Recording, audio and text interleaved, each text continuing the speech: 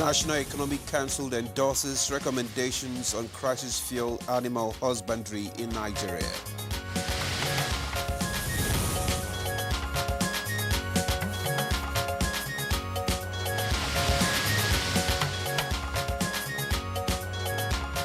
Health Minister unveils new multi-billion-dollar investment to boost local industries.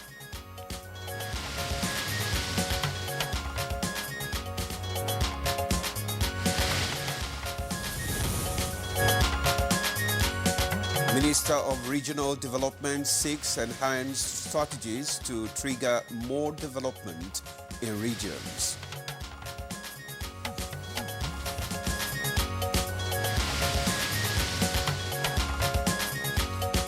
And on Good Morning Nigeria today, our conversation is on strategies to eradicate malaria in Nigeria.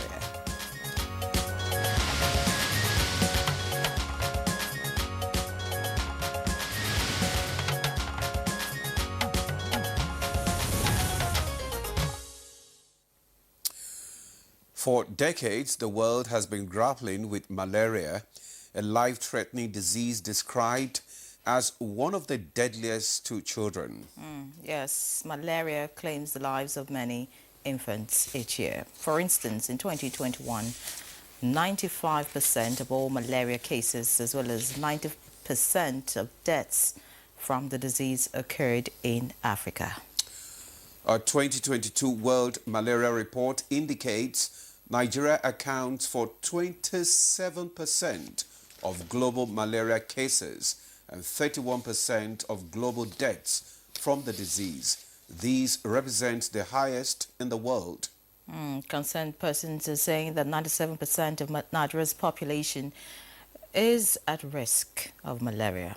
They insist issues such as temperature, humidity, altitude and rainfall create the right environment for malaria vectors to thrive.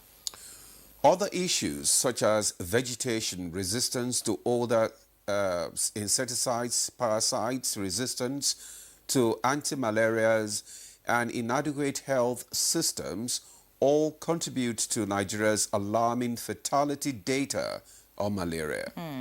So far, there have been some initiatives targeted at addressing the challenges associated with malaria in Nigeria. Now, some of these are the National Malaria Strategic Plan 2021 to 2025, which is in its final year, utilizing mosquito-treated nets, investments in indoor residual spraying, and investing in insecticide resistance monitoring. Other strategies targeted at addressing Nigeria's malaria burden include data collection and reporting, utilizing malaria prevention tools like insecticides-treated nets, seasonal malarial chemo prevention medicines, and the R21 malaria vaccine. Let me also mention some other interventions initiated by government. They include strengthening health systems, local manufacturing and production of malaria intervention and commodities, scaling up access to vaccines, intensifying efforts to meet global malaria deadlines, among others. And on Good Morning Nigeria today, we will delve into the possibility of a Nigeria with zero malaria cases. We have guests joining us shortly. Welcome to the program. I am Ademola Adeoye. And I'm Henry John. It's glad to have you join us again this Friday. We're reaching you live on the network service of the NTA. This is Africa's largest TV network. And because of the program, we'll bring you the newspaper review, and then Chukwudi Okoli Obaja will join us. But for now, we have Musa Abubakar standing by to give us the morning news. Musa, good morning to you. Good morning to the both of you. And here's the news. The National Economic Council has endorsed recommendations of Livestock Ministry on addressing crisis fueled by the current system of animal husbandry, with approval of establishing the National Livestock Development Accelerated Strategy, which targets $90 billion by 2035. NEC also approved the establishment of Cotton, Textiles and Garments Factory Regulatory Authority, among other resolutions. President Bola Tinubu's renewed hope agenda on health is focusing on the localization of healthcare value chain, with the target of creating about 500,000 jobs in the sector in the next few years and investing more than $5.5 billion across 22 major projects in pharmaceuticals, health sector, manufacturing in Nigeria. Coordinator Minister of Health and Social Welfare, Professor Muhammad Alipati, disclosed this at the high-level ministerial dialogue with World Bank President Mr. Ajay Banga during the Health Workers Works dialogue at the 2025 IMF World Bank Spring Meetings in Washington, D.C. Meanwhile, IMF is calling for focused attention on urgent challenges facing Africa at the IMF World Bank meetings in Washington, D.C. IMF Director Kristalina Georgieva emphasized the need for proactive support to African economies amid mounting debt pressures and a shifting global landscape. The Minister of Regional Development, Abubakar Momo, has emphasized the need for regional commissions to innovate strategies that will bring about effective development, especially to regions affected by insurgency, banditry, and communal conflicts. The minister stated this at an interactive session with the Northeast Development Commission in Abuja. The 2025 Unified Tertiary Matriculation Examination UTME has officially commenced across Nigeria, with over 2 million candidates participating at various accredited computer-based test centers nationwide. The examination began as scheduled at all accredited CBT centers in Abuja. One notable challenge observed was self-induced, as a number of candidates arrived late and consequently missed their examination session. So that's the news for now. Good Morning Nigeria continues after the break.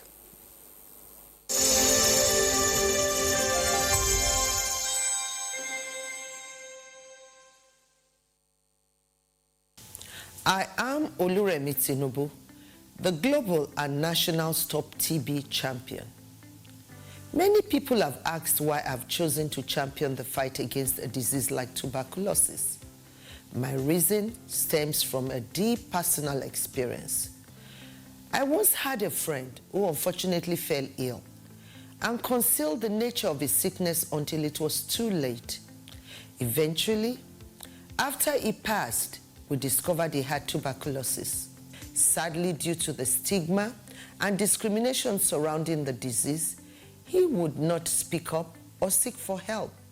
His death was a painful reminder that we could have intervened and saved a life if only we had known earlier.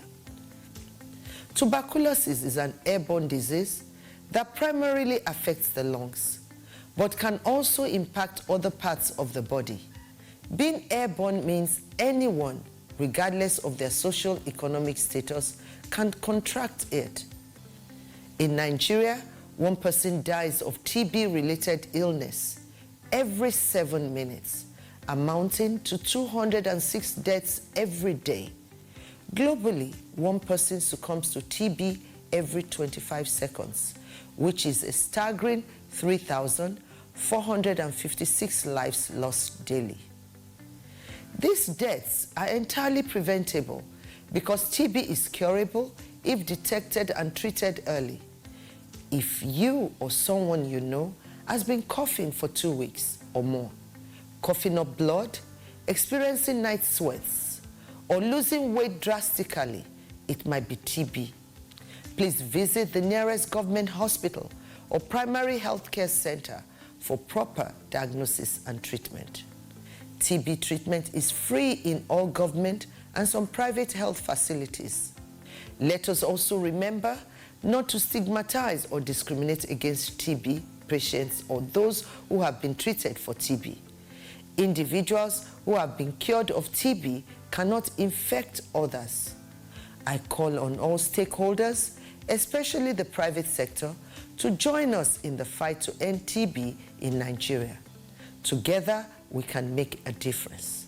Remember, TB anywhere, is TB everywhere. End TB by 2030. Yes, we can.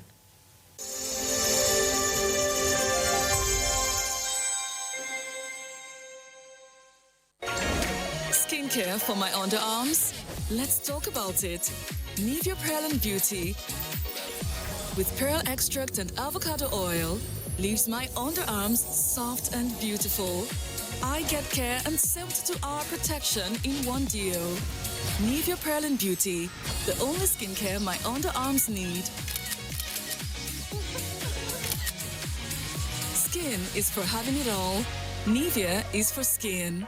Does your toothpaste give you complete fresh protection? New Close-Up Toothpaste Complete Fresh Protection takes care of your 5 important oral care needs. It gives you strong teeth, prevents tooth holes, cleans deeply, fights bacteria, and gives you fresh breath. Complete fresh protection from Close-Up. So why do you need Dettol 12-hour protective shield? Why? Come, let me show you. From my husband's germ-filled journey to work, to his daily interaction, touching where everyone has touched, and the sweaty journey back home. What else can give you all day long protection? Germs are everywhere, but Dettol's 12-hour protective shield shields your family every day, keeping them safe, Healthy, happy, and successful. Dettol, be 100% sure. The counsel of our fathers. I will urge and advise our younger generation to use talent and brain to sort out problems, not arms. Nigerian youths, let's build our nation together.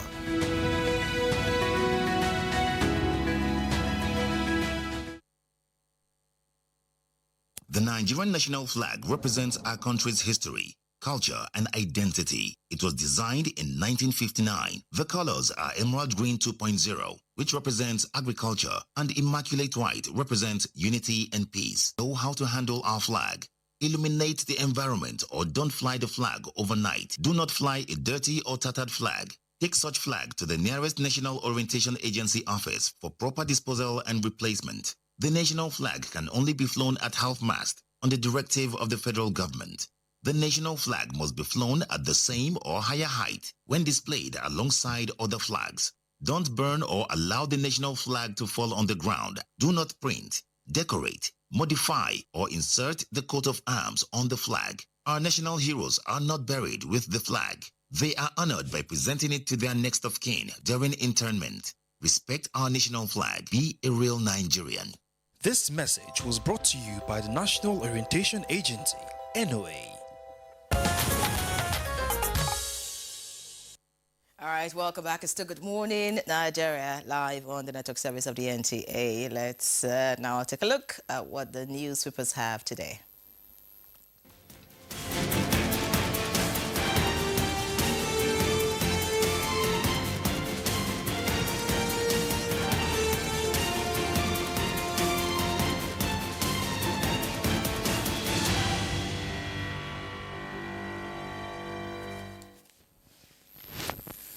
Well, our newspaper reviewer is here, Chukwudi Okoli-Ugbaja.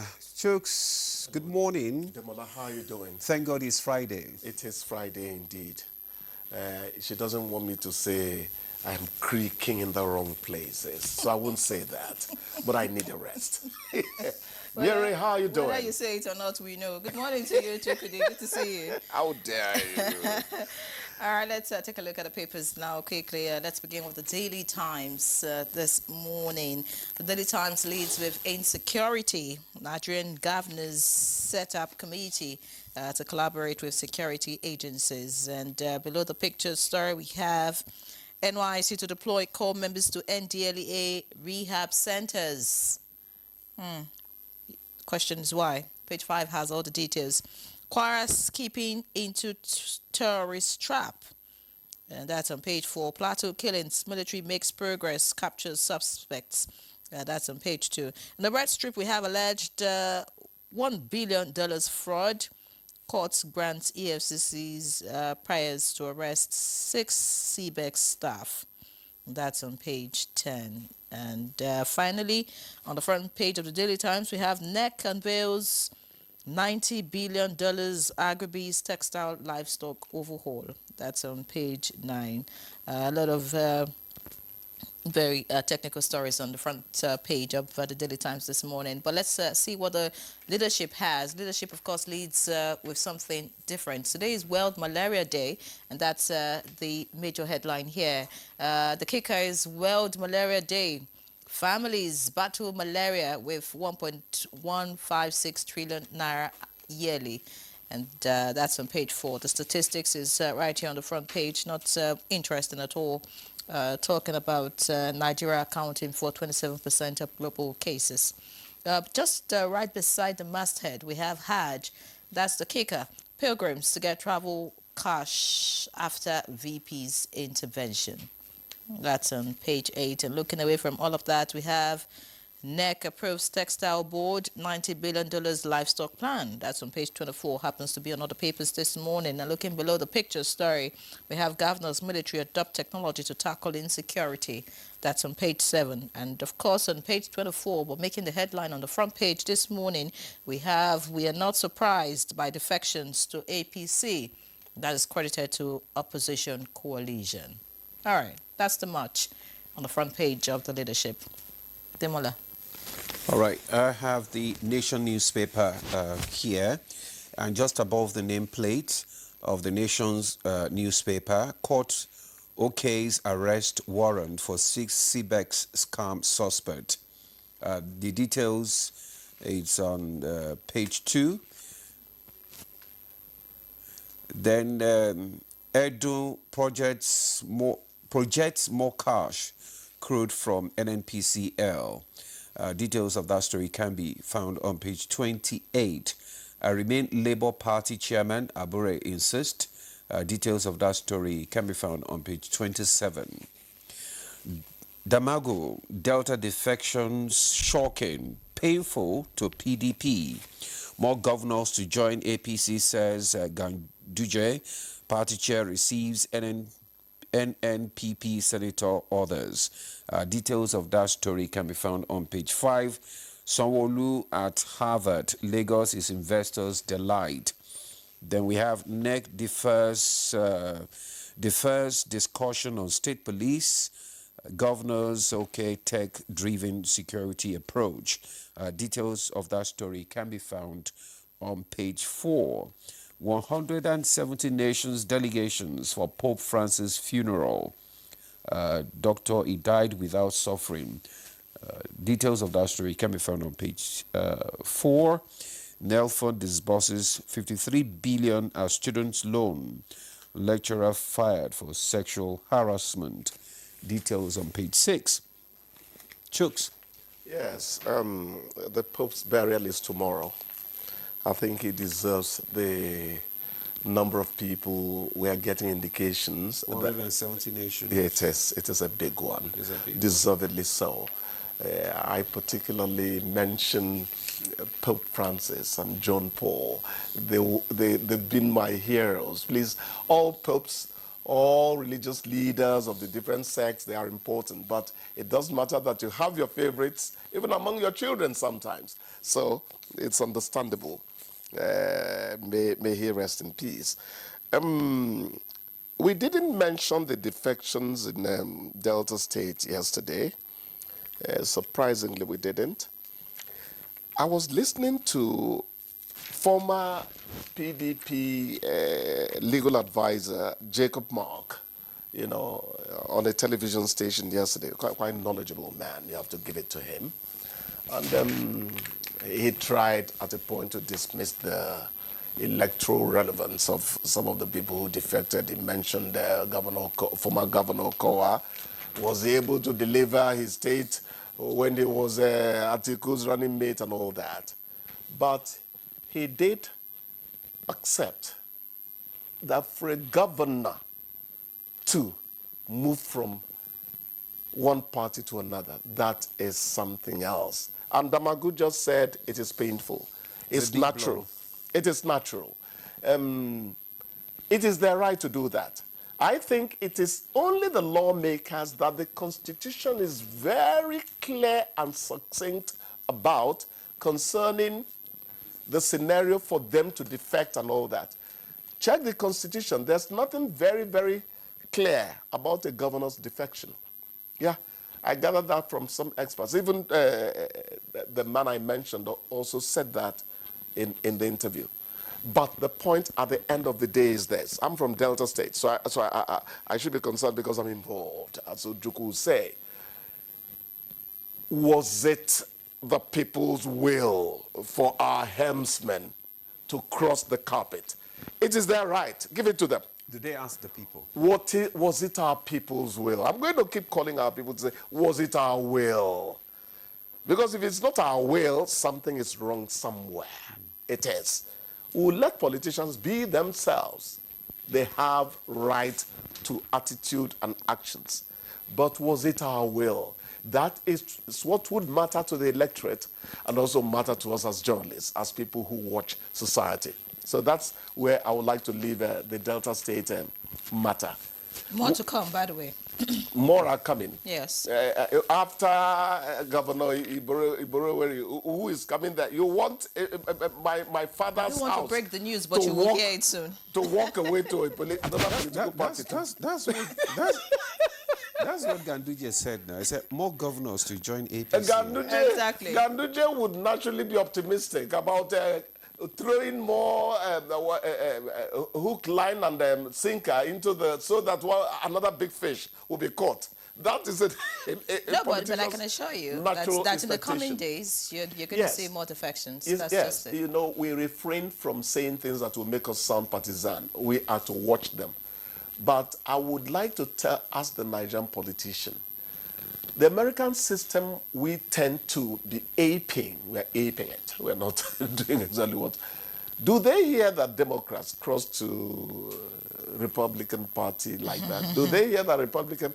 So whom are they trying to be like? Since we copied it, that's something for them to think about. Now, this is homegrown democracy. Homegrown democracy. I like that. Homegrown democracy must also contain with homegrown accountability to the people. That's what we are concerned about with as journalists. That's the way it will be. All right, away but from it politics, is their right. I think we should be talking about this approval of the textile board, by the federal government, a good one, hoping that it will revive the cotton, textile, and garment industry in the country.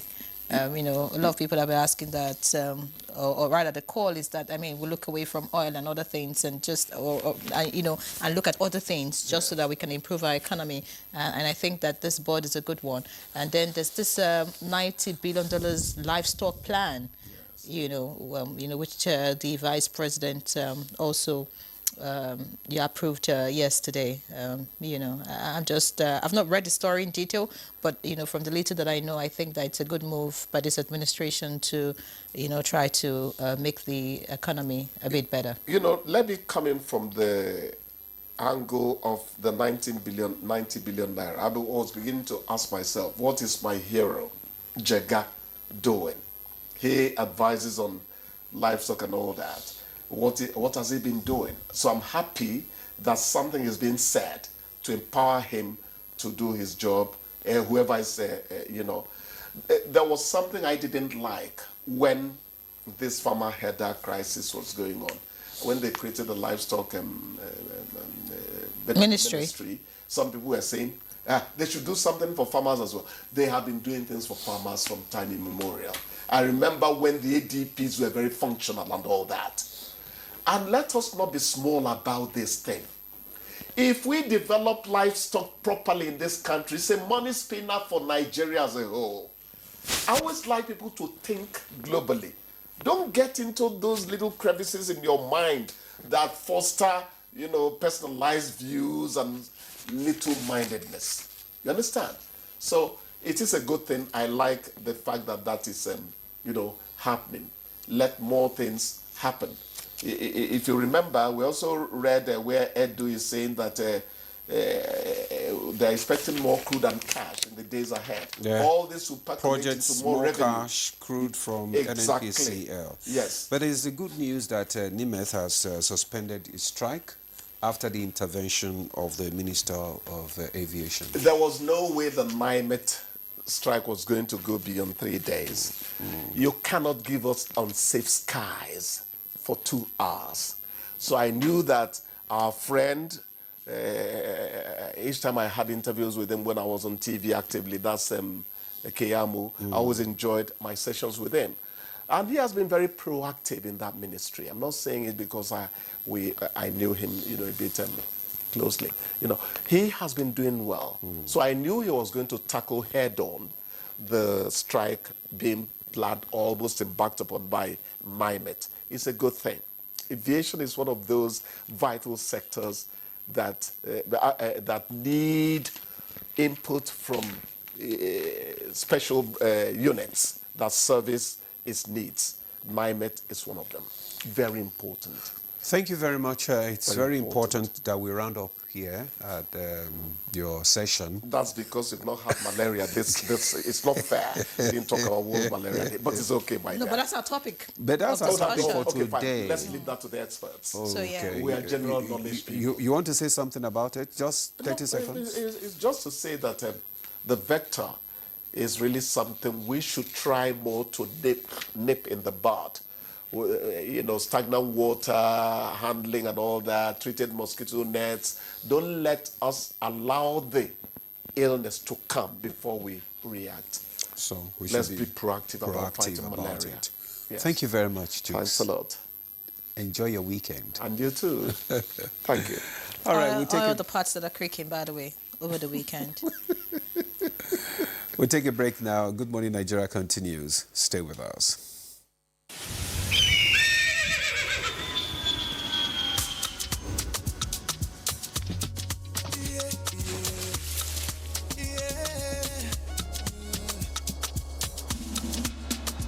From the Atlantic across the savannah to the Sahara, we rise, a land of the free, we know they tire.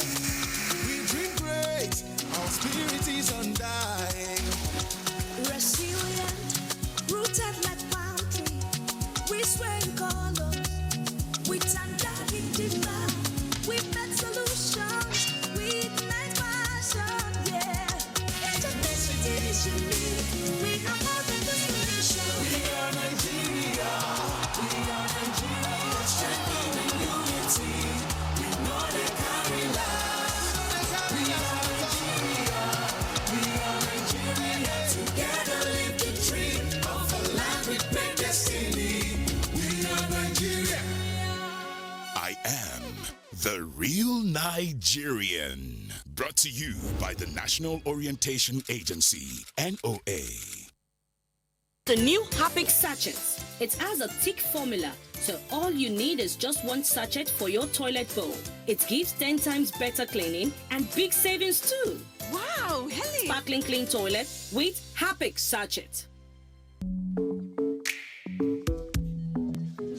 Hi.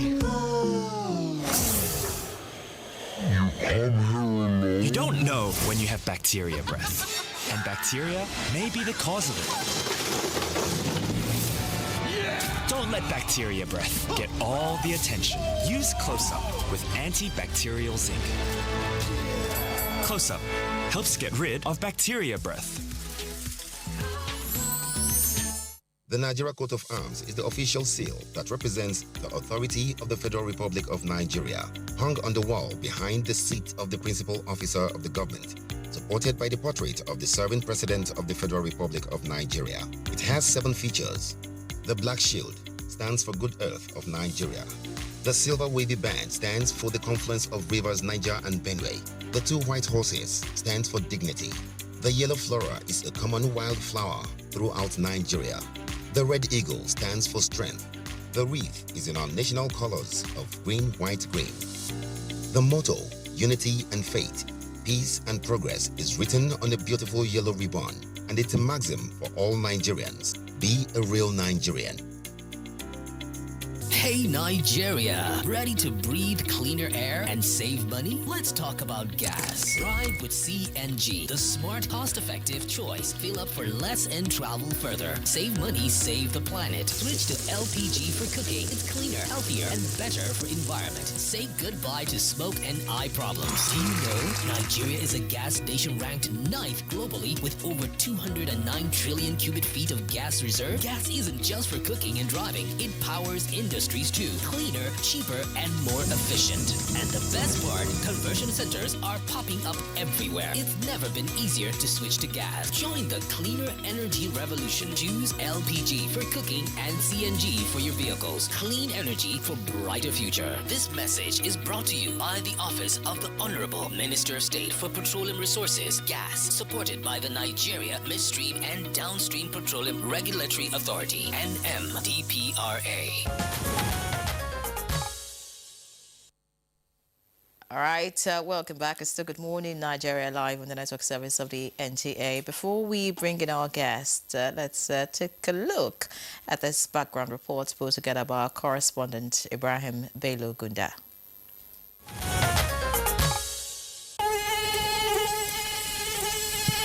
Malaria is one of the leading causes of death in children under 5 globally. According to the World Health Organization, a child dies from malaria every 2 minutes. 80% of the global malaria burden is carried by 15 countries, 14 of which are in sub-Saharan Africa. World Health Organization describes malaria elimination as the interruption of local transmission of a specified malaria parasite species in a defined geographical area because of deliberate activities, and it is a global health priority that is central to the achievement of Sustainable Development Goals 3.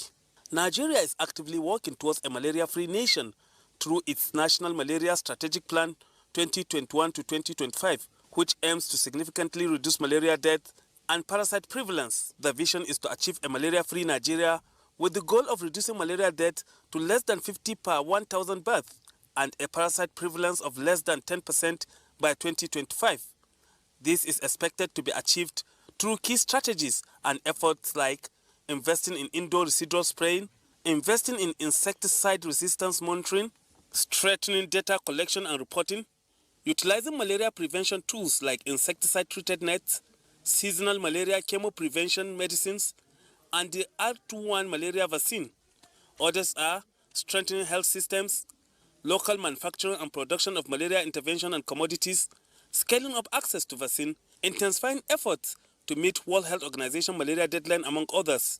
Despite significant investment in malaria interventions, Nigeria has not yet achieved the desired outcome due to challenges like insecticide resistance in mosquito populations, inadequate data collection and reporting, lack of access to quality health service prompting delayed diagnosis and treatment of malaria, and in the long run, leading to more severe cases. What are the current efforts of a malaria-free Nigeria? Are interventions to end malaria yielding the desired results? And what is needed to achieve a zero malaria nation?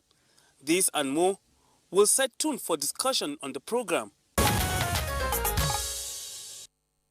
Thank you very much, Ibrahim Gunda, for that background report. And let's bring in our guest. First, let me introduce Dr. Omokudu Idoho. He is the Managing Director, Society for Family Health. Dr. Idoho, you are welcome to Good Morning Nigeria. Thank you for having me. All right. Also joining us here is Dr. Shekarau Emmanuel. Is the Head Case Management National Malaria Elimination Program. Dr. Shekarau, welcome to Good Morning Nigeria. Yeah, thank you so much for having me. Good. Still joining us here is Christine Maduete, is a UNICEF Nigeria country representative. Welcome to the program, Christian. Thank you for the invitation. All right.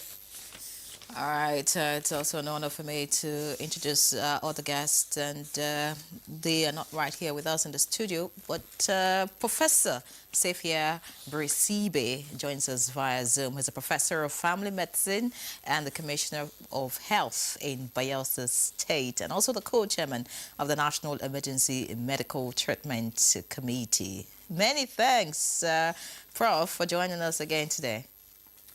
Oh, thank you so very much for having me. It's always a pleasure being on your program because it's doing a lot for Nigerians, actually. Thank you, Prof. Also joining us from Kebbi is Nasir Umar Zaga, Program Manager, Malaria Elimination in Kebbi State. Many thanks for joining us, sir.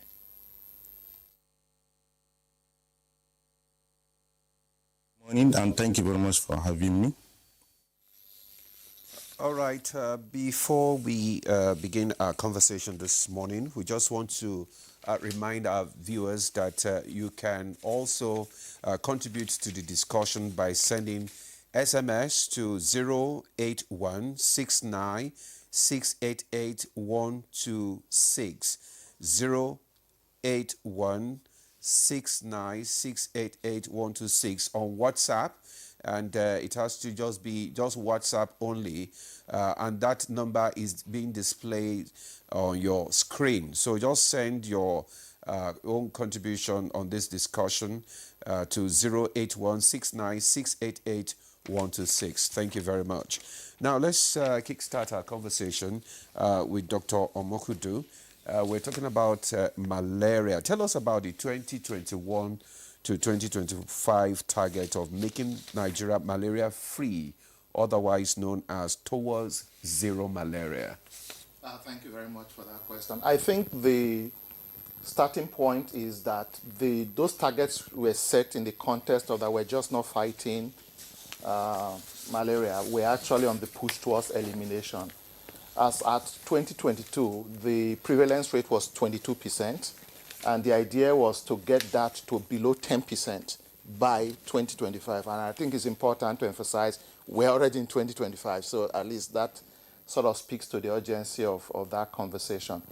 But I think within that national numbers, which is moving from 22% to below 10%, there are multiple variables because some states are as high as 41%, while some are slightly above 10% mark. So it means that even though as a country, the travel direction is very clear, let's move from 22 to 10%, it meant right from when those targets were set that some states will need to work a lot harder because clearly if you're like 42% and you need to move to, say, 8%, then that will require a lot more effort than, for example, a state that was actually 12% working towards getting to below 10%.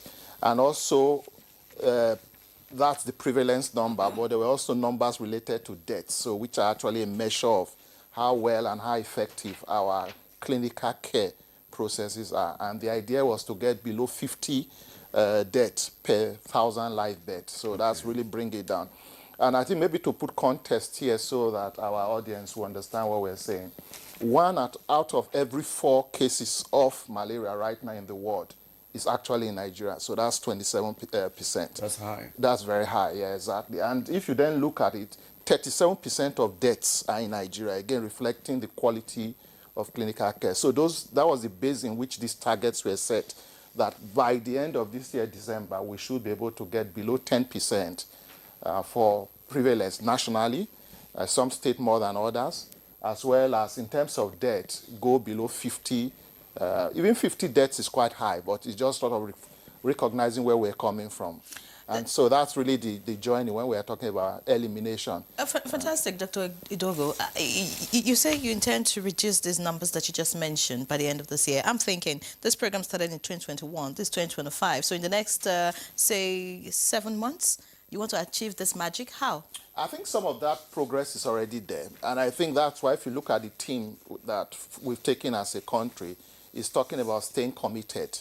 Because I think the journey from 2020, well, we've actually seen some dramatic reductions. So if you look at, for example, all the investments that have been made, whether it's in ITN, we've scaled up ITN very dramatically to almost 300 million distributed over these last 4 or 5 years that we're discussing now. We've thrown in seasonal, what we call seasonal malaria chemoprophylaxis. What it means in plain speak is that we are ensuring that in places where there's very high transmission, that children below 5 years actually get a dose of medicine to prevent them from getting malaria. So again, we've scaled that to 21 states in this same time frame that we're discussing. We've also introduced the malaria vaccine. Again, I'm actually quite pleased Kebbi is even online, because that's one of the states where it was piloted. A lot of work has been done around sort of deepening the data system, trying to do what we call sub-national tailoring. So we're not just looking at Nigeria as Nigeria, now we're actually saying where is malaria? Where is it higher? What is happening in the different local government level, ward level, district level, and we're taking a very tailored approach to ensure we can actually drive that down. I think in addition to all the, of course, technologies, approaches we've taken, there've also been a massive push around sort of building the political will that actually would help us achieve these targets, including, for example, the council that the minister just recently inaugurated in 2022.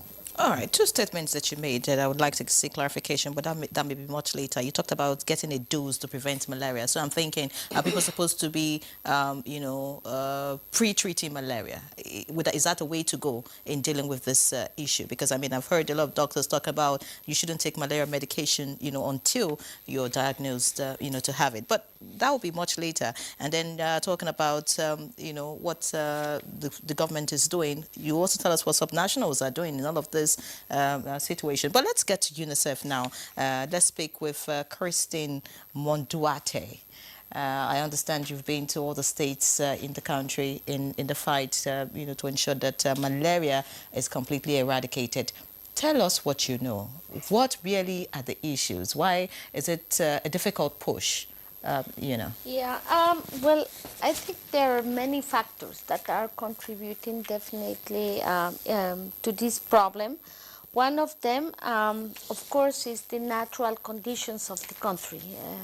This is climate-driven. We have several floods in different parts of the country every year.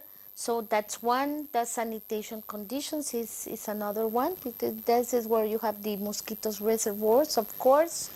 But also there is a lack of understanding and information on how to have preventive measures. So although everybody knows there is malaria in the country, and I think there is not one community in the entire country that doesn't have cases of malaria, and definitely deaths, mainly children, because they are the smaller, the more vulnerable population in the country. Despite all this, the preventive measures that should be practiced by families, by communities, are still not there. The other factor is economical means, the high poverty conditions in several households in the country. At times they really don't have the means to get the mosquito nets. Of course, despite the efforts of the government, who always is trying to provide these type of supplies and commodities as much as possible. And so that is one, adequate mosquito nets with spray with insecticides. This is one of the most important preventive measures if you are in a malaria context. So this is one. You mentioned already the vaccine, but the vaccine, of course, we all have high hopes. And here we work together with the Ministry of Health and the malaria program, also at state level with the majority of the state ministries of health. I'm happy to see the Commissioner of Health of Bayelsa connected, because we spoke about malaria, I think it was 1 year ago when I was there. Yes, the malaria vaccine can be a huge, important response, but it's still on its pilot stage. So that means we all should be alerted and we all should use our preventive measures. First one, of course, the repellents that are available, although there is already some resistance to repellents, but despite that, we should try some measures about how to manage your households, right? And not really open doors. Avoid having, the water there just deposited without not really taking care for it to be washed away. Okay. And the other one is the mosquito nets. Okay, tell us specifically the programs and initiatives the UNICEF is implementing to support malaria elimination efforts in Nigeria. So I would name 3 or 4 main ones. One is that we work closely with the federal ministry and at state level with the commissioners and the state ministries in building capacity, mainly also in supporting the primary health cares and community health workers in providing preventive messages to the people who attend to these health facilities. Second, we contribute to the country's efforts in the campaigning and awareness raising. So we always speak about awareness raising, but in other words, for all the people that is watching this program, awareness raising is having the enough information for you to understand first the seriousness of the problem, and second how to prevent it, and third how to have curative attention in health in case you already got the malaria. So that's the second point, information and social mobilization. Third, UNICEF supports with the procurement. I'm not saying the funding, the procurement we support because the funds come from the national budget. We support with the procurement of the vaccines and in the case of malaria, the whole idea with our procurement service is to bring them, to support them, to distribute them. And finally, our teams in the field help as well the national efforts in terms of the monitoring, right, of this.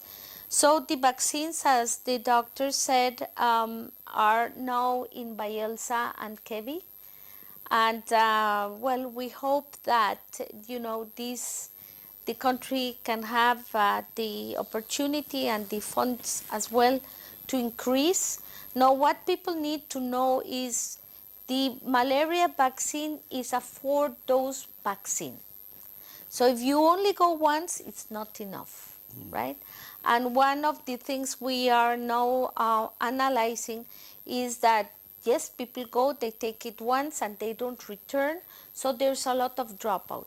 Now, the problem with this is, first, you are not really fully immunized, but second, there is a lot of vaccine wastage. Vaccines that are costing the people, the government of Nigeria, a lot of resources. So whoever goes to take the vaccine, you need to be responsible enough to go back and finalize your treatment. All right, I'd like to stay with you because you talked about the vaccines. And tell us, what's the quantity Nigeria has received so far? Because there's a report that says it's just been 1 million. Yes, yes. 1 million provided doses? by Gavi. Gavi is one of our main partners in the vaccine distribution and provision to countries. Now, yes, I mean 1 million sounds a small quantity in a country of 220 plus million inhabitants. But the point is, this is a new vaccine. So it is not that, Nigeria doesn't want to get a major volume of vaccines. It is globally the availability of vaccines because it's new. Okay, Dr. Shekarau, you are the head case management National Malaria Elimination Program. So tell us, where is Nigeria on the timeline for achieving this target, which is in the final stage? All right, thank you so much. So currently we're implementing the National Malaria Strategic Plan 2021 to 2025. And, you know, the last indicator survey conducted was in 2021.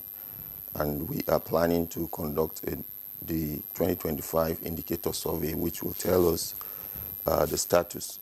And like had been mentioned, we have been deploying high impact intervention, which is in line with the global best practices, in line with the WHO global technical strategy, of which oftentimes we pilot in country before we deploy. So we have been deploying interventions such as the preventive interventions.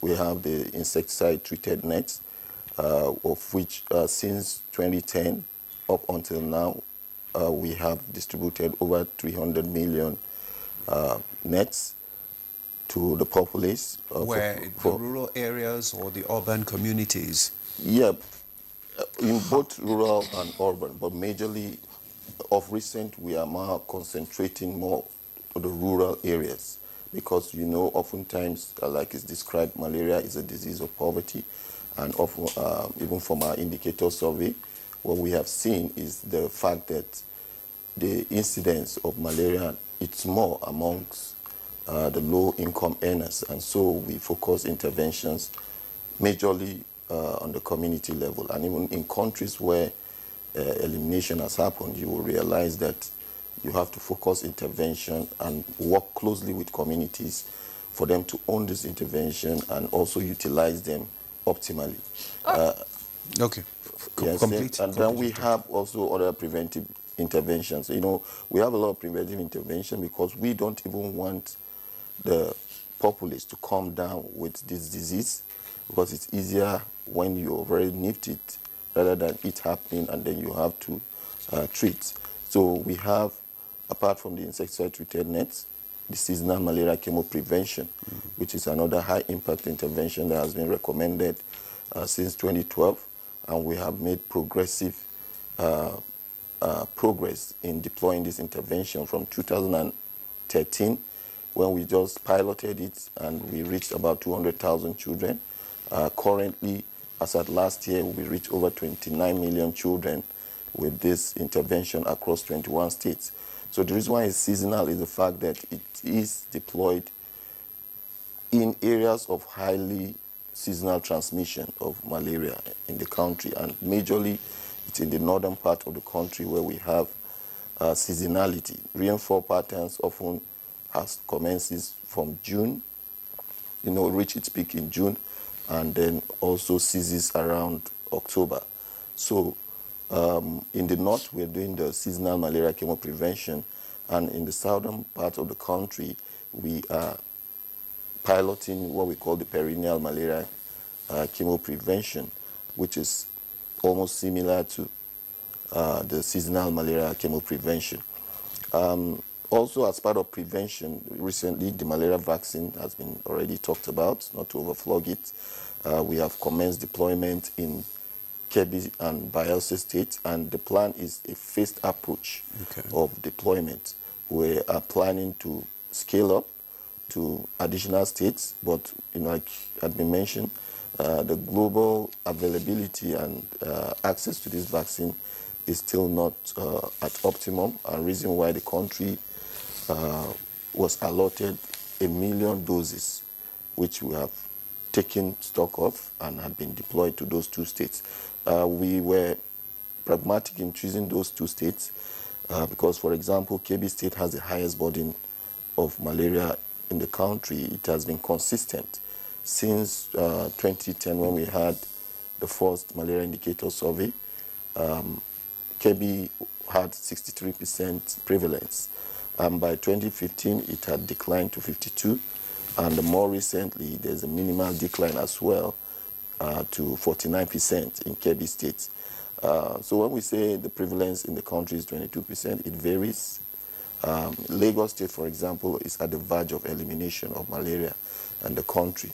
So a number of states are also below 6%. A good example is Kwara State, for example, where we were able to deploy intervention, new interventions, like from 2021 we commenced seasonal malaria chemo prevention in Kwara State, and also the new nets project happened in Kwara State, alongside other key interventions such as prompt diagnosis and treatment and then surveillance. Okay. We were able to see a marked decline in Kwara State from 25% to 6% recently. So we are making progress, and we know that by the time we are able to conduct a malaria indicator survey in 2025, that is by the end of this year. By the end of this year, we would be able to tell. And more recently, let me quickly add, the coordinating minister of health, we haven't seen such, political commitment in a long while at ensuring, changing the narrative of malaria burden in the country, because globally, we keep reporting Avon carrying the highest burden. He had organized a rethinking malaria roundtable discussion with global leaders, all the top names, a lot of resource persons that had helped other countries to bring down the burden were convened and deliberated, and he had set up the Amen group, where we have top malaria resource persons across the globe coming to advise Nigeria. That's the Advisory on Malaria Elimination in Nigeria. That's the Amen. That has been done, and more so, he has also commissioned the need for us to have a pragmatic, costed plan to ensure we have the exact and the resources and the itemized intervention that we require to push the country to elimination.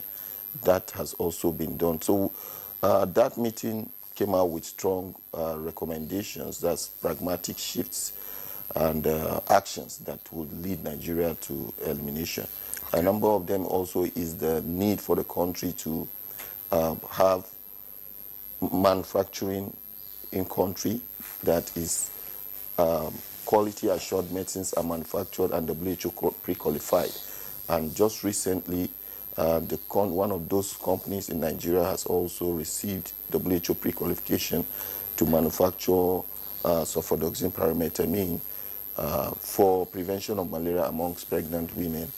So those are just a few of some of the progress. All right, thank you, Dr. Shekarau. I've been itching to ask you. You talked about the last indicator survey, and you said the last was done in 2021. I'm just wondering, for a program that's supposed to last from 2021 to 2025, shouldn't there have been another survey, say, after 1 or 2 years, just to know what progress has been made and if strategies should be changed, considering the fact that the program is supposed to end this year and was supposed to be achieving net zero?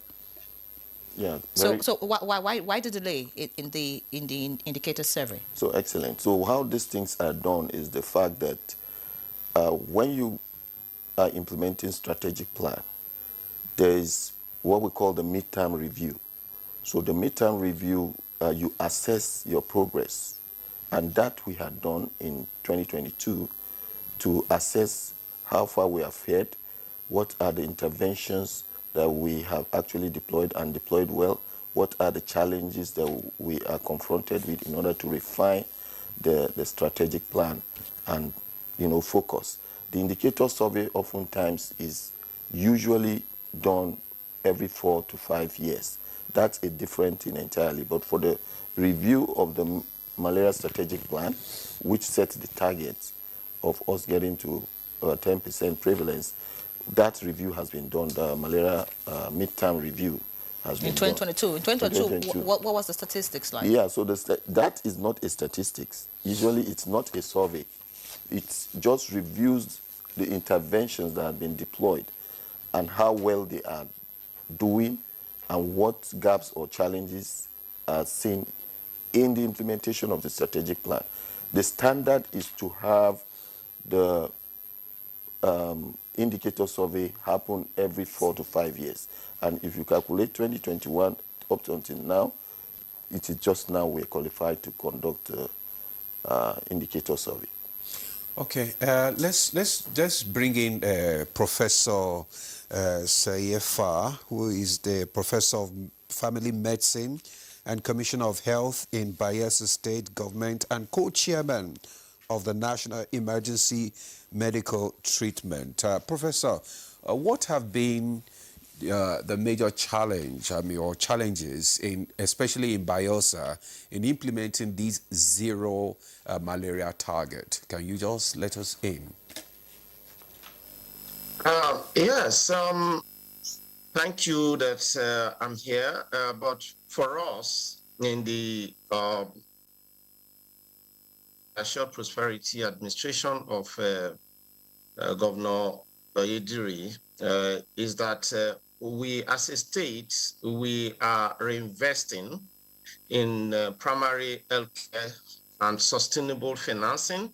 We are reimagining malaria control using innovations, data, and partnerships, and reigniting the fight through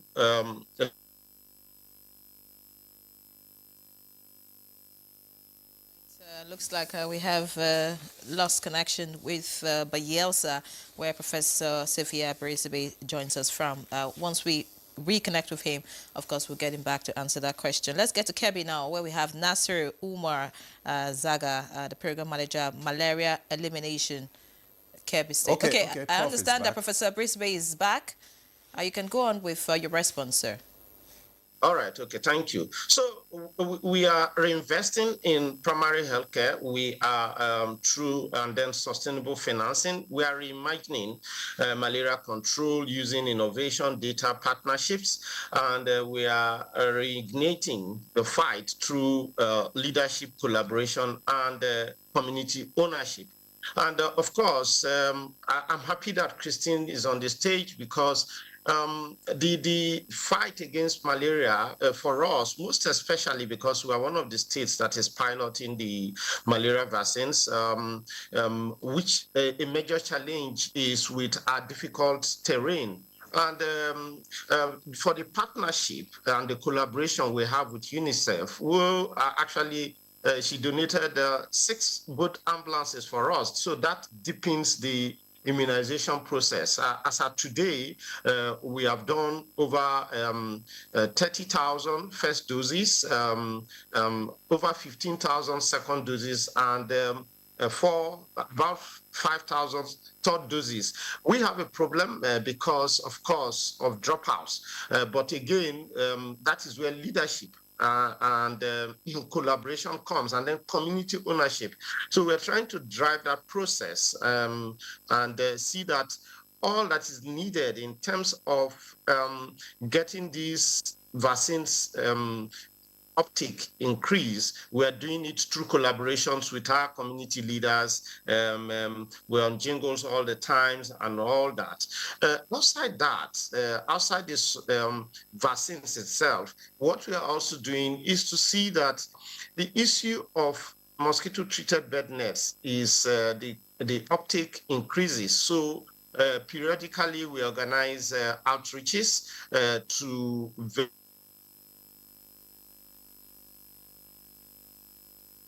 All right, that connection is looks like malaria is trying to infest that connection, but it's not going to work. So let's get to Kebbi. Nasir Umar Zaga is there. Let's hear from him what Kebbi is doing differently and where they are in terms of achieving zero malaria status.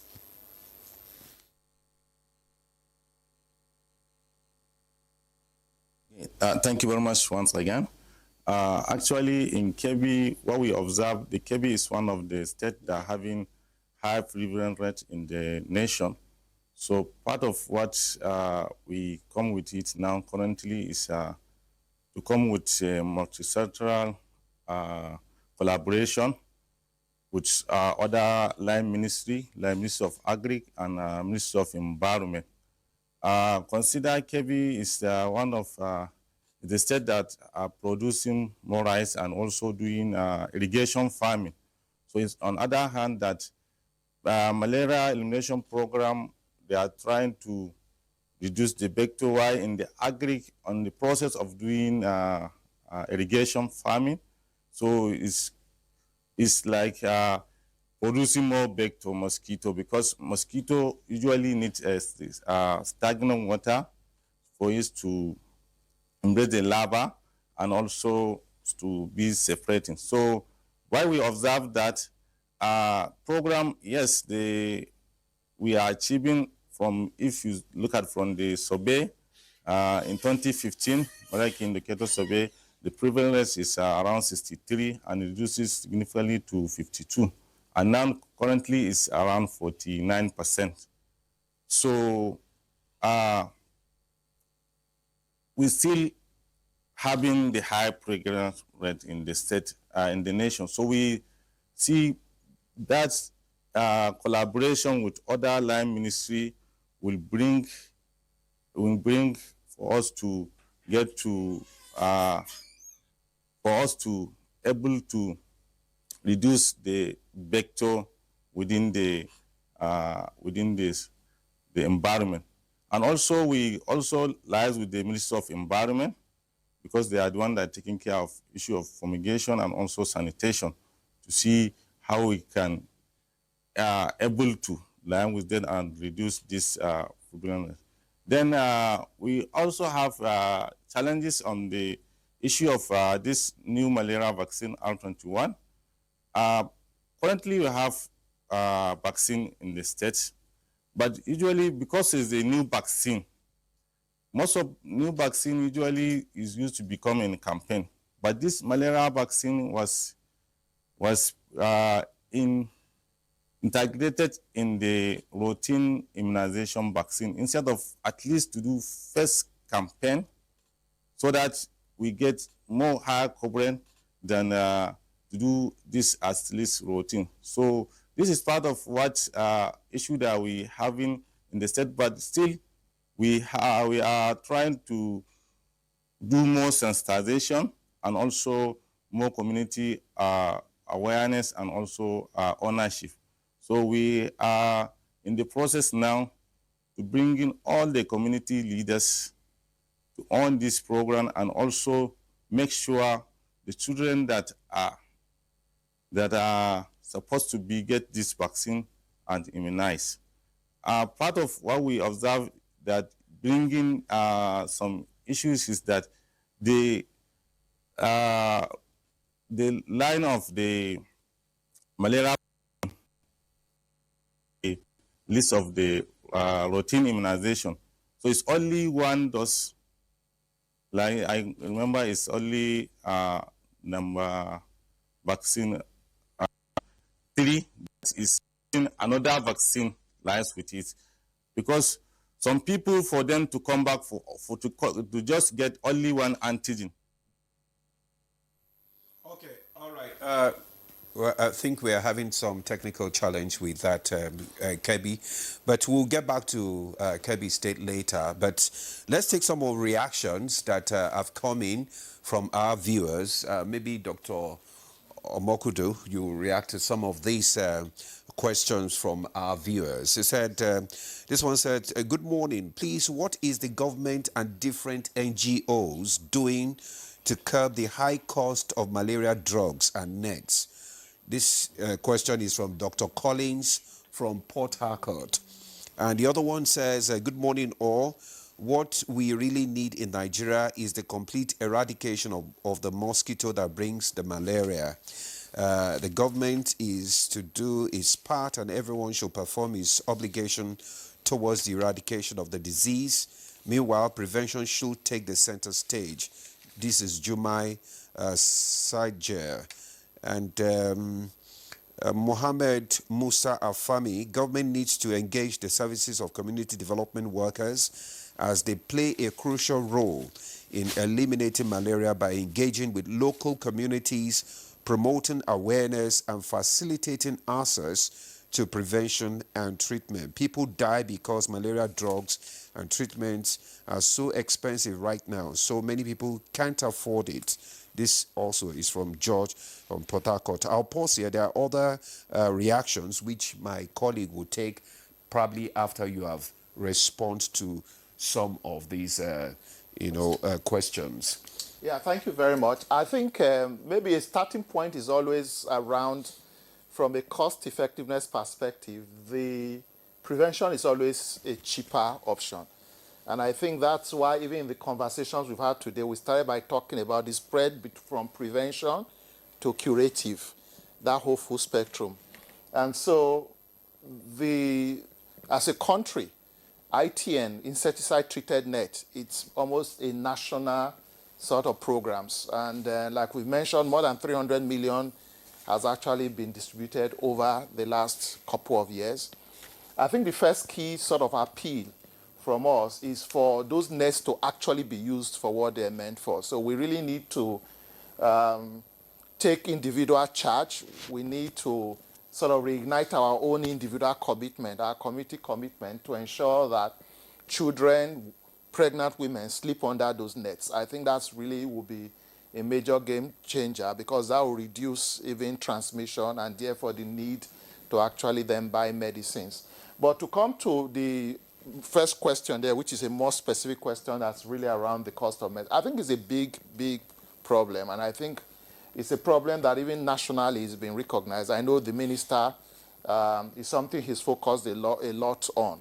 And I know there are different strategies that the ministry and the government is actually been pursuing, including one that is focused on increasing local manufacturing, which my colleague talked very extensively about here, that the more we're able to produce locally, the more government is able to sort of incentivize what we call bulk buying, which is one of the things that I know has been put into this year's budget. The idea, for example, that the health insurance can buy malaria medicine in bulk and they make all this widely available. So those are some of the strategy.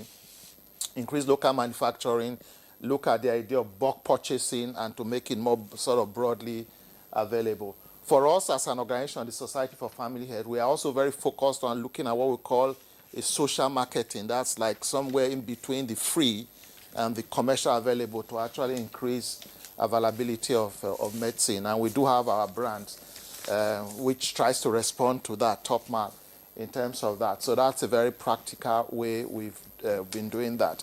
There was a question on actually elimination. And I think, again, the conversation there is there are some states that are already almost looking at elimination. Lagos is a very classic example.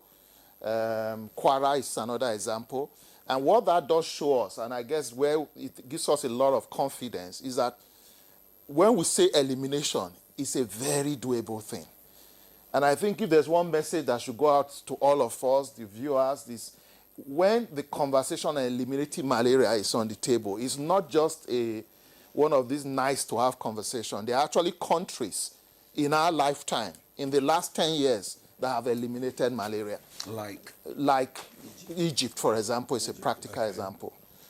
You know, most people may not even know some section of the United States, even a lot of us like to go to Florida. Florida used to have mosquito until about 2 decades ago or thereabout. But they've eliminated it. So it's doable. And I think that's the key messaging that we're saying. And we have the technology. We have the different intervention. And I think the other key message in here is there's no one silver bullet. So there's no one of these intervention that will solve it. But we have combining ITN, that's insecticide-treated net, plus availability of medicine, seasonal malaria chemo prevention, which he talked about. How available is this treated net? Relatively available. At least there's a whole national campaign. I know this year, for example, as a national program, which... When I say available, I mean also accessible to especially those in the rural community. There are free elements. So, for example, as a country, we have what we call an ITN net campaigns that are taking place in close to 10 states this year. That's how extensive it is. And let me put some numbers to that. We are talking about distribution that is close to almost 60, 70 million ITN nets just this year alone. And that's why we keep ensure that this is reach out distributed and it is that's free one as thing it that should Society be. for Family Health we've done over the years. It's something we've done over the last 15. In response to that, comment that you just made, I have a message that speaks to that. This one says, I'm trying to get the one on net. It says, I'm listening to your program. Good morning, Nigeria. My name is George. I'm texting from Port Harcourt, Nigeria. I'm watching your program. It's interesting, no doubt. But please, can your guests be honest about what they are saying? Because those mosquito nets they are talking about is being sold in many hospitals. And in fact, they hawk it in traffic. And nets is not free. Thank you. I think that's a very good question, and I really want to respond to that. In the health sector, we actually do what is called a total market approach.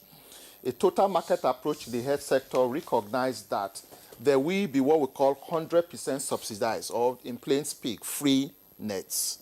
There will be nets that have some level of subsidy. You know, the buyer pays a token, and there are nets that are full commercial nets. So if you walk into some pharmacy, you may find nets that are being sold. Those are commercial nets. And in health sector, as much as possible, we do not want to create a perverse incentive where you say everything is free at the end of. So it's important people understand that for most things, there's a total market that speaks to ability to pay across the different spectrum. So for those who can afford, you get full commercial nets. Those who can pay a token, the social marketing segment respond to them. And then there's the free nets.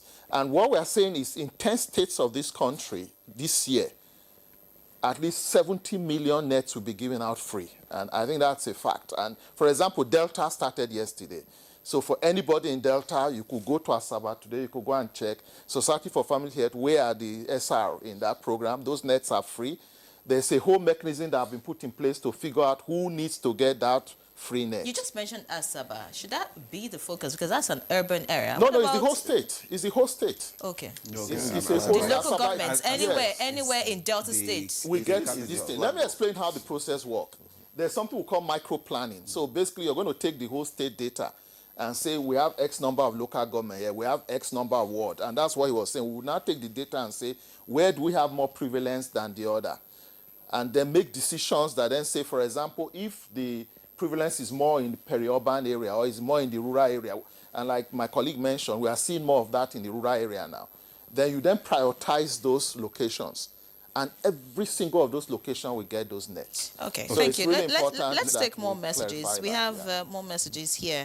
By the way, if you're watching... After that, maybe Dr. Shekara can of course, also we'd respond, to some of these questions. Just in case you want to send in your comments, questions or suggestions, the number remains 0816-968-8126 is also being displayed on your screen. You can send either SMS or WhatsApp message to the same number.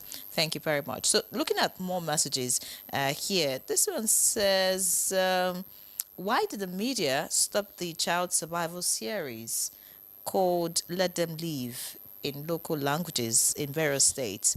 It was supported by UNICEF in the 90s.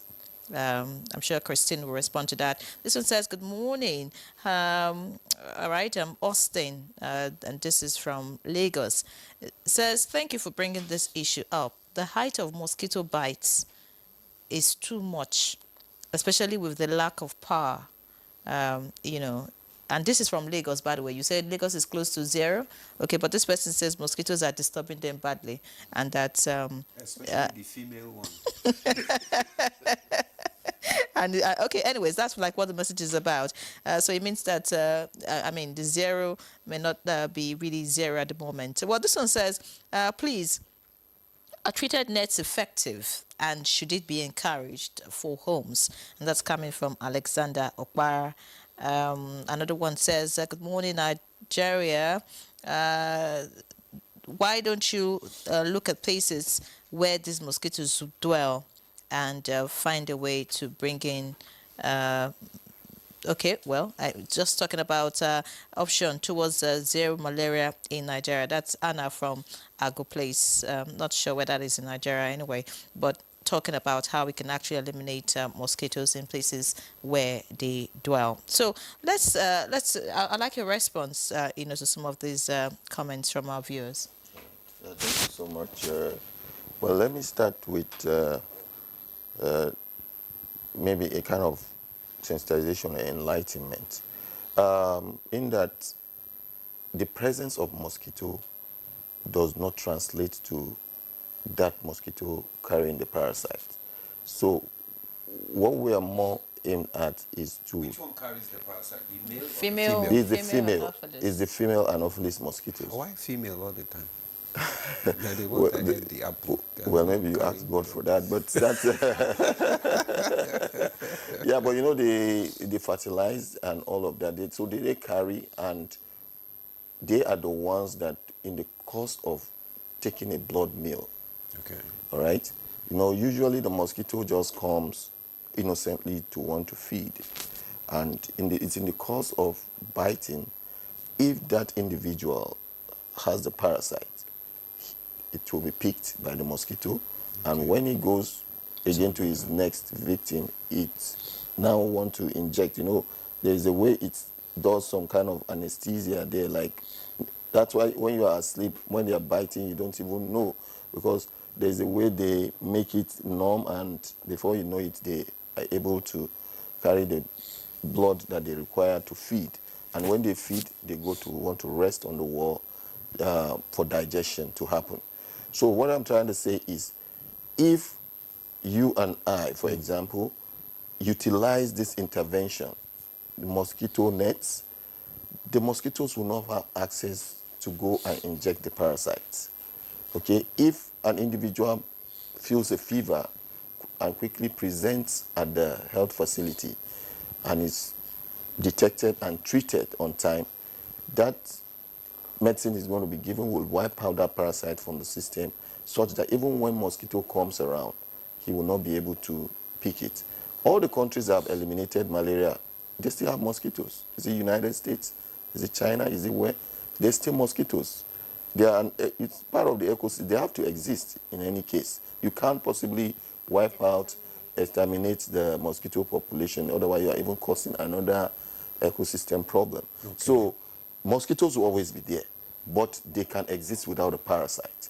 So I know the parasite that you want to... Is the parasite that's why you hear us talk about parasite prevalence. Okay. Yeah, because it's that parasite that the mosquito carries to an individual and injects it to that individual that gives the malaria. So I want to allay the fears of the populace to say that the fact that they see mosquitoes around do not imply that those mosquitoes carry the parasite, because of the several interventions were put in place over the years. You know, pregnant women, they take sulfadoxine pyrimethamine to wipe out the parasite from the system, because now another problem is the pregnant women, because of the placenta, the parasite loves that nutrient area, so it accumulates there, and we try to use certain intervention to wipe out that parasite from the system. Then the seasonal malaria chemo prevention, which is a monthly administration of sulfadoxine pyrimethamine and amodiaquine, in order to, you know, reduce the parasite load in children under 5. And you will realize that most of our intervention, we target the vulnerable groups, because they are the ones that are likely to die from the disease, including the malaria vaccines and all of that. So with all this intervention, you will realize that over the years, the transmission is being, you know, truncated and minimized, and such that even when these mosquitoes occur, they are not carrying those parasites.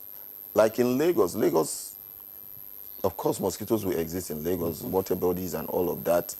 But because of years of intervention, and you know, Lagos, when the health system in Lagos is fantastic, for example, and access to commodities and what have you, it's not an issue, including infrastructure and all of that. So all those cumulate to help the state to attain that pre-emination status, which was recently launched by the Lagos State How governor. effective are these nets, you know, in dealing with this? I mean, those that are hawked, I mean, we see all kinds of nets everywhere.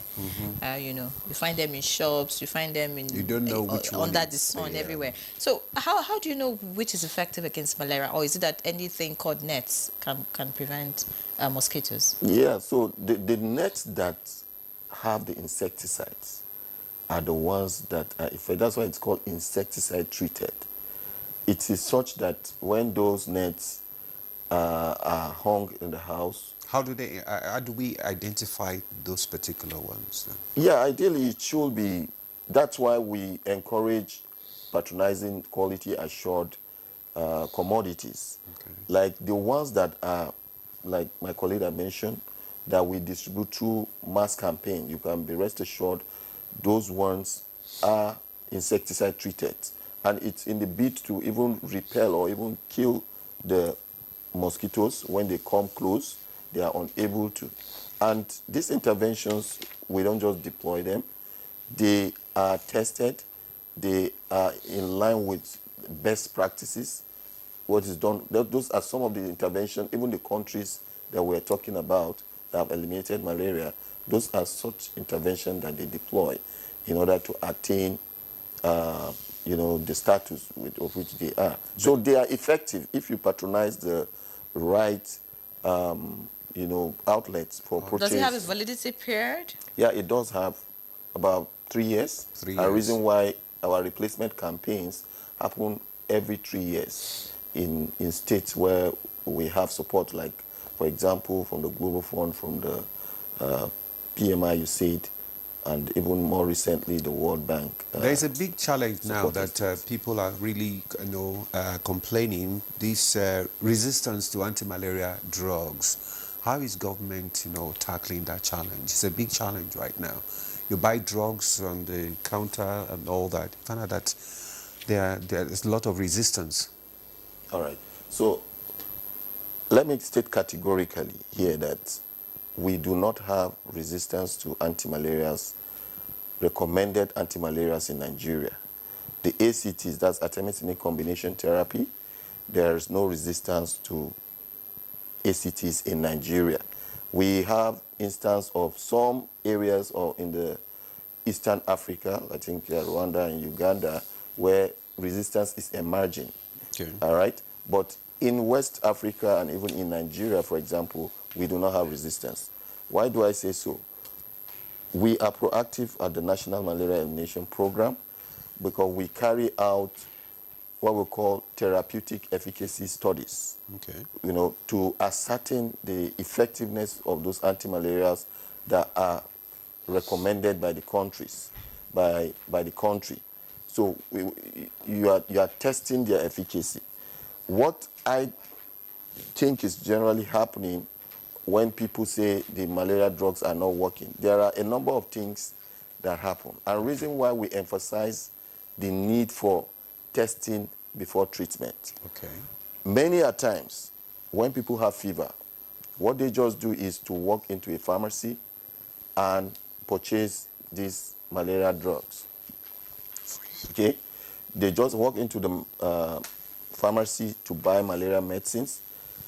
They do not even know whether that fever is as a result of malaria or not. Okay. So, if you like, take a whole carton of ACT, the person will not get better because he's not even dealing with malaria. Then, a lot of times if they actually have been tested and they are found to be positive, especially in children or even adults, once you get home, when they get home, they take the first dose, they take the second dose, they feel better, they leave the remaining dose, the remaining days they are supposed to take. So certainly the parasite will, develop it back, and the person will not feel better. Then, of course, we do not also rule out the concerns of counterfeits, for example. But to say resistance, there's no resistance. There's treatment failure. Thank you very much, Dr. Shekarau. We need to pause here. We'll be back shortly. Keep your messages coming in, and of course, the conversation continues. Stay with us.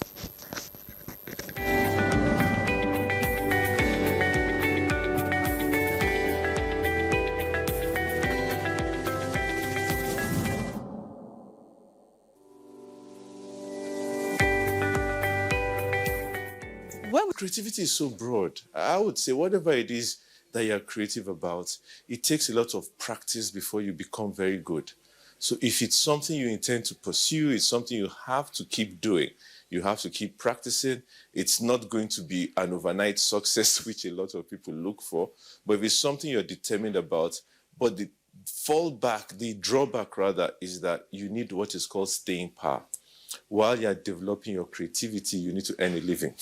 So I know that's where the conflict usually comes in, especially with the hardship in the country and all that. But I think a lot of encouragement from the private sector to create incubator hubs. We've had some of those in tech. We need those across various sectors as well.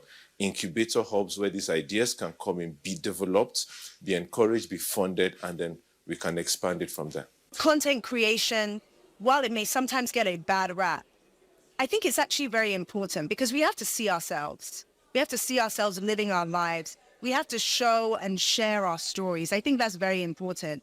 Now, the job after that is to be able to digitize those stories into something that can provide data and insights, that can ensure that we can be able to support whole-scale industry in these spaces, to ensure that the amount of money that each content creator is getting exceeds what is currently happening for many content creators. The same content creator who lives in Nigeria will be earning less than a content creator who's living in the US or the UK or Japan. And we've got to also bridge that gap because most of that is being driven by the ability of the consumers to pay for those goods, and also the pricing that many of these platforms have. So I think this is not the job for the content creators and the young people. This is a job for people like myself in the ecosystem who can help support the right pricing, to advocate for the right policies, to support economic development for consumers who want to consume that information and that content. And even beyond content creation, we're seeing that many people are stepping in behind the camera. They are producers, editorial, they are graphic designers, they are in technology, but maybe not in front of the camera. And what we want to say is also, we need those people too. We need those stakeholders involved. And the job of many policymakers, DFIs, is to ensure that the strategic investments get there, the collaboration gets there, and we're deliberate in how we're saying we want to support innovation in our continent. There's an age group where your brain function is at its maximum, and that's the age group we call the youth, isn't it? So we need the youth, the younger generation who have the energy, the imagination to be equipped with the proper education, the proper tools, the proper encouragement, and then take what innovation they bring out and turn it into mainstream developmental ideas. So you find a lot of things that are invented by people in school or straight out of school. We need our patent laws to work so that they can earn a living from their imagination. Once the imagination is just for a one-year festival or an event, then it's not worth it. Somebody creates something, we need to get our patent laws to work, we need to enforce them, and then the private sector can use those patents to develop things and encourage more people to be more creative. Back in the days, yes, you had to be an engineer, a lawyer, a doctor. Today we have programmers, we have AI specialists, we have people that are doing ethics on genetics. Those things didn't exist 50 years ago. So there are new areas that need to be explored. The question really, apart from the parenting, does our educational curriculum cater for what the needs of the world will be in the next generation? Because our curriculum is dealing with the issues of the past. We need the government and the private sector to redo the entire educational curriculum to be forward-focused, not retroactive.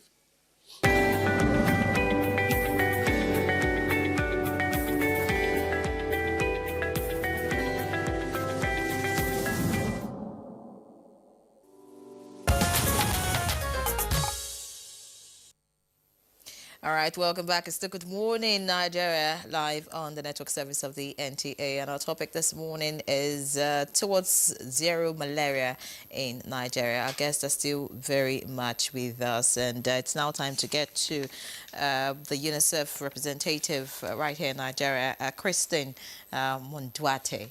Of course, you know, I want you to speak some more. We do not have much time left. But I want you to speak about what you think we should be doing differently. I'm asking that because, I mean, the fight against malaria has been, ages, but it looks like the numbers are reducing, but not that much, you know, just very minimal. difference in our fight. And according to a report, Nigeria spends $1.1 billion annually just to fight malaria. But I don't know, we're not seeing that kind of huge difference in the statistics. Speak to us. What exactly do you think we should be doing differently? Well, I think that to really have a huge change and hopefully to eradicate malaria in Nigeria, everybody should understand that each one has a responsibility and an accountability and a role to play. So what I frequently hear, in Nigeria, yes, there is a primary responsibility from the federal government and the state governments to prioritize and to make the service accessible, to support in prevention actions and campaigns, to ensure that people understand how to do the preventive measures. There's also not really into the health sector responsibilities, but there are other responsibilities in terms of environment, in terms of sanitation that needs to be considered. And that is what we call the service provider side. But another key factor is the rest of the country, right? So if any citizen, any person that lives in Nigeria knows that there is a problem of malaria because they have had malaria, their neighbors have malaria, or anyone in their community have malaria, and they know how to prevent it, they should prevent it. They should be disciplined enough to follow the practices such as using the bed nets, right? That's one. The other one is because we heard the medical information that was provided, it's a parasite. If you receive the treatment and you don't finish the treatment, you will continue having the parasite. But the most challenging piece here is that you will transfer the parasite to other people through the mosquitoes. So one family member might have the parasite. The mosquitoes are there in the home, and they are biting one member and then biting another member. So that is the way how you transmit the malaria. So I'm saying this because it is not just the public sector responsibility. It is the responsibility of everybody in the country. Once one of the key actors fail, then it doesn't work.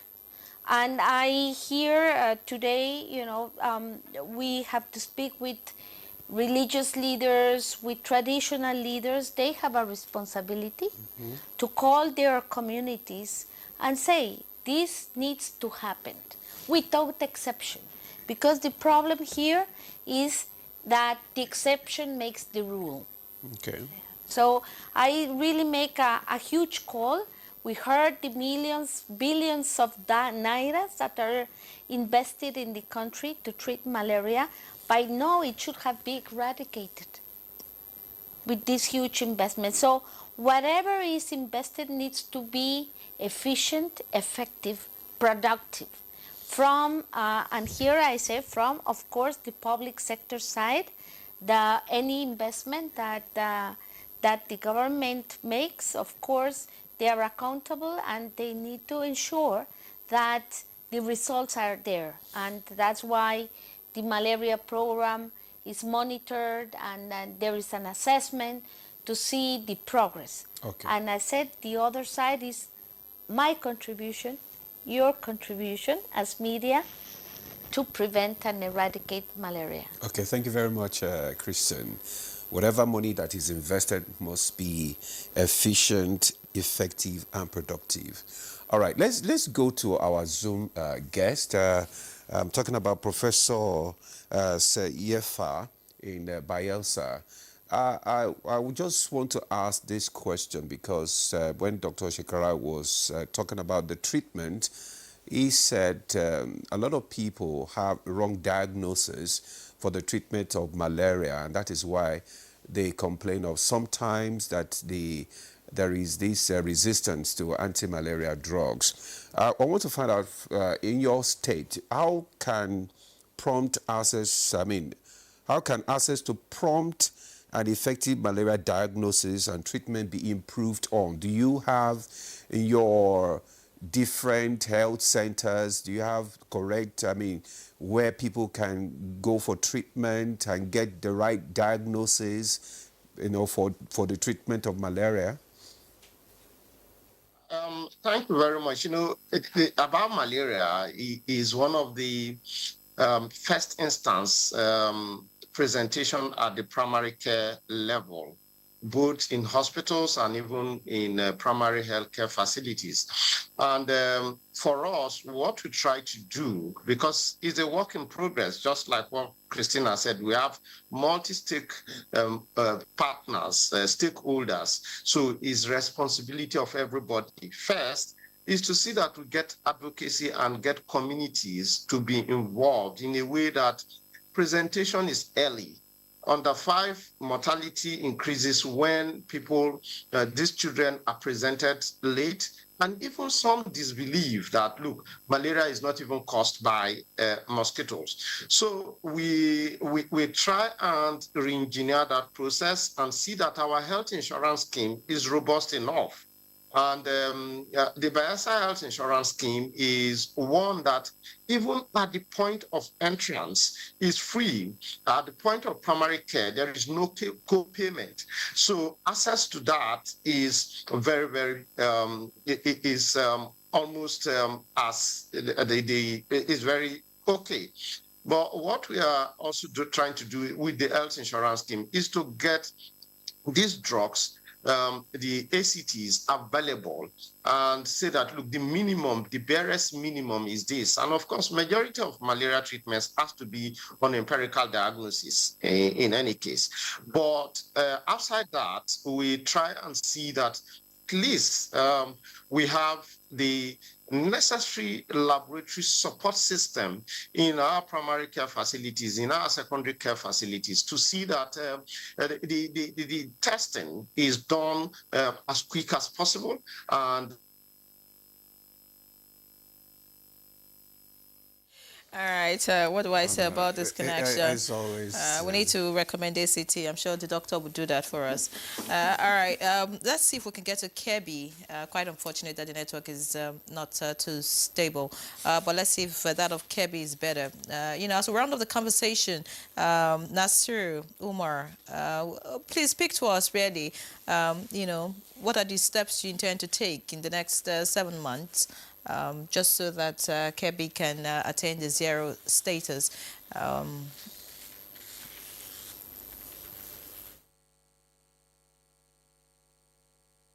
Okay. Thank you very much, Swan, again. Like I said earlier, first step that we take is for us to do multi-sectoral collaboration with other line ministry, and also we have different interventions. You see this vaccine R21 that's piloted in Kebbi. It's also one of intervention. We also have another intervention of seasonal malaria prevention that all our LGS are benefiting from it. This is giving malaria treatment during the rainy season, which starting from June to October. Kebbi, we have rain pattern within those 4 to 5 months, that June to October.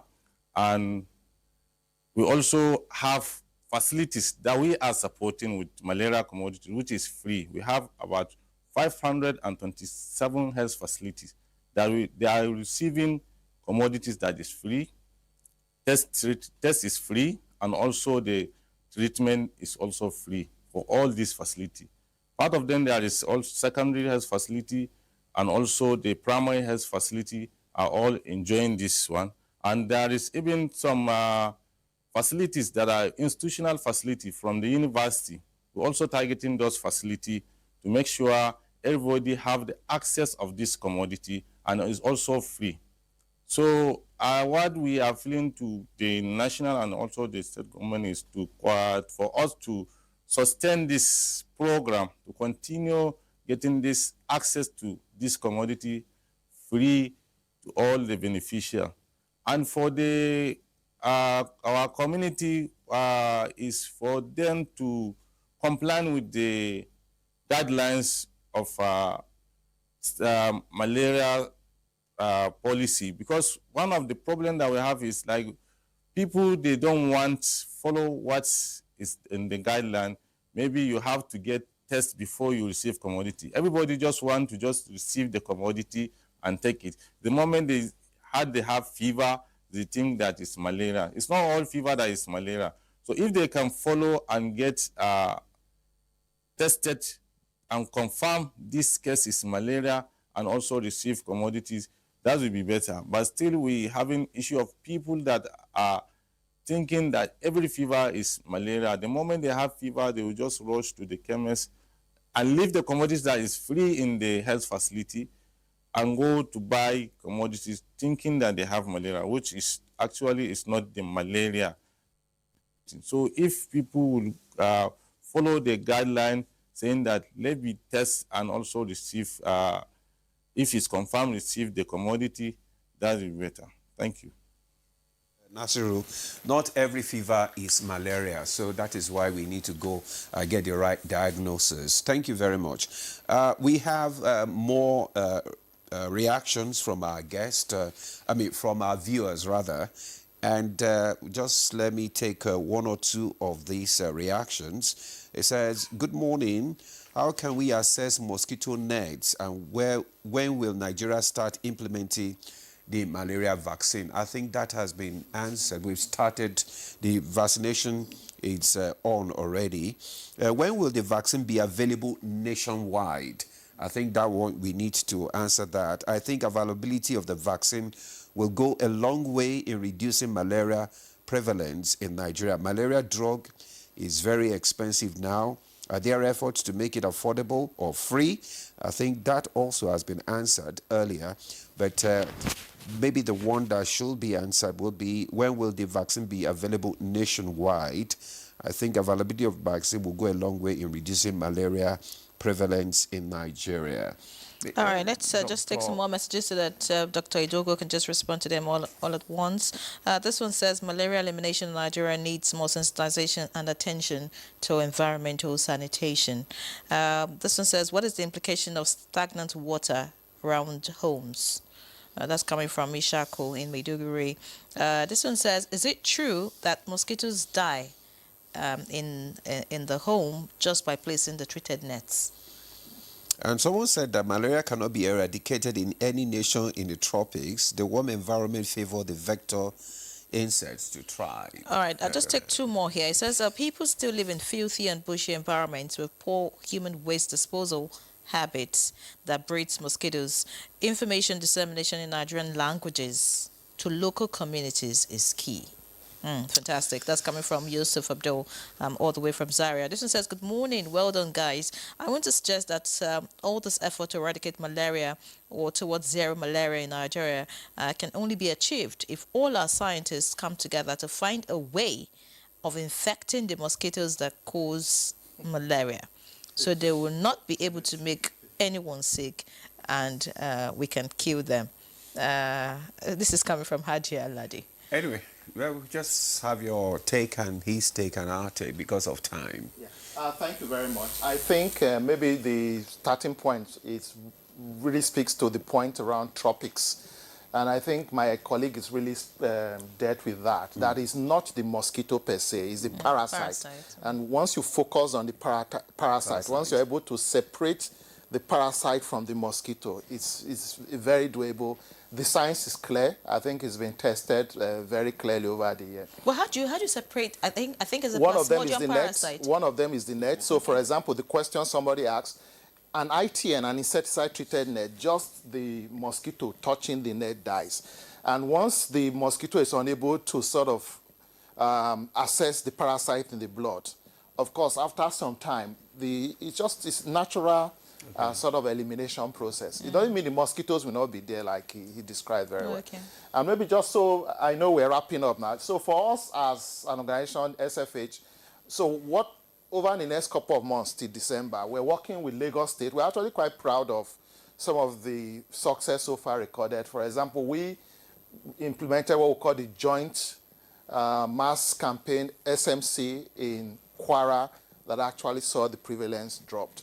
So I'm actually quite pleased that right now we're working in Lagos State to ensure that literally every fever in Lagos is tested before a decision on treatment. And that's something we're running across almost all the facility. We are scaling up access to medicines in Lagos. So almost all public health facility in Lagos, 600 and thereabouts. But the question will be, if you say Lagos is about attaining zero malaria status, why concentrate on Lagos again? So we can actually show and prove. I think that's the key message. I'm saying that by the time we're getting to December, we need some excellent success story. And that success story that needs to be said is that it's possible. Lagos has shown it. Kwara has shown it. And hopefully that becomes something that gingers a commitment. Keep in mind that Nigerians, our own sort of local slogan this year is for us to sort of reignite our commitments. So we know it's possible because we are seeing a bit of flagging. We are seeing a bit of, that drop. The tools are not complete.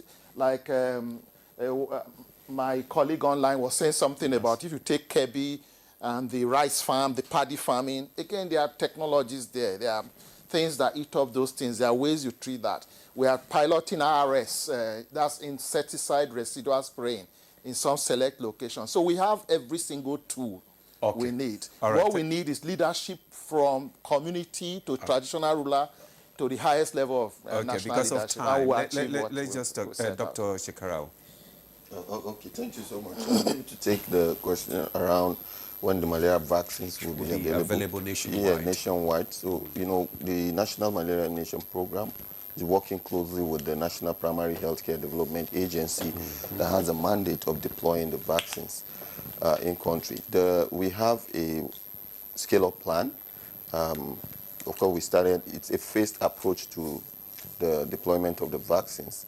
We started with the 2 states last year, and the plan is to have more states coming this year. Possibly the plan is to have about additional 17, even though some challenges here and there around the fact that the vaccines are actually expensive, and also the availability and accessibility nationwide, globally, because, the technologies have not really been transferred, to more other pharmaceutical firms to commence production and all of that. So that is, we're still there. Then for the malaria drugs, I can hear a lot of concerns around the cost. I know the federal government under the coordinating Minister of Health, Professor Patti, are working to see how some kind of subsidy can come into the malaria medicine through the affordable medicines facility for malaria, AMFM. That has been tried before, but we are also still looking to see how that can be explored, in addition to what he had said about having the National Health Insurance Authority having this procured en masse, and so making it more accessible. And if I may just quickly wrap up, here is the need for the populace to utilize this intervention. We have these interventions, deployed across the country as much as possible. And the need for populace to patronize, to use the seasonal malaria chemo prevention, utilize the net, sleep under them, and not collect this net and go and fence farms and what have you, and all of those. So Thank the you very need much to utilize those interventions. Dr. Shekarau, we're what running about out of Kristen? time. Maybe you can just give us Yes, well, your parting shots. maybe I will have an ask to all the viewers of the program, and it is about, you heard the different points of view. Today you learned the different efforts that are being made in the country. Now you have a responsibility, whoever is looking at the program, and your responsibility is to widespread the information on what is malaria, how you can prevent malaria, and how you can contribute to eliminate malaria. So this is a straightforward message. UNICEF is present here for several decades now. We work for health, nutrition, water, sanitation, education, but we have a very holistic view. And that is why I am always sharing the importance of this holistic approach. Thank you And very it much. has to be a task for all. Thank you so much. I think that's a fine place to leave the conversation. We've run out of time completely, but of course the message has been passed. Thank you so much, Christine Mondwate, UNICEF Nigeria Country Representative. It was a pleasure to have you on the program. Of course, we do also sincerely appreciate Dr. Emmanuel Shekarau, Head Case Management National Malaria Elimination Program. Thank you so much. We hope that you continue the effort and we get to hear some success stories. Dr. Omokodu Idogu, Managing Director, Society for Family Health. Thank you so much for your thoughts on the program. And of course, although the network is a bit poor, we appreciate Professor C.F. Brisibe, Professor of Family Medicine and the Commissioner of Health, Bayelsa State, and the Co-Chairman of the National Emergency Medical Treatment Committee. Thank you so much, Prof. Nasiru Umar Zaga, the Program Manager, Malaria Elimination, Kebbi State. We do sincerely appreciate you both and look forward to seeing you some other time. All right, so that's Good Morning Nigeria this Friday. It's World Malaria Day. Do your bit. I'm Henry John. Live locked on the NTA. Well, I'm Ademola Adeye. Do have a lovely weekend. Bye for now.